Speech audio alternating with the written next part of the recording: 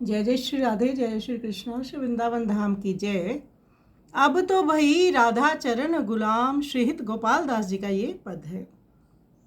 श्रीहित गोपाल दास जी कह रहे हैं कि हे श्री राधा, अब तो मैं आपकी दासी हो गई हूँ, आपके चरण कमलों पर मैं सदा के लिए बिक गई हूँ और बिना मूल्य के इनकी दासी बन गई हूँ।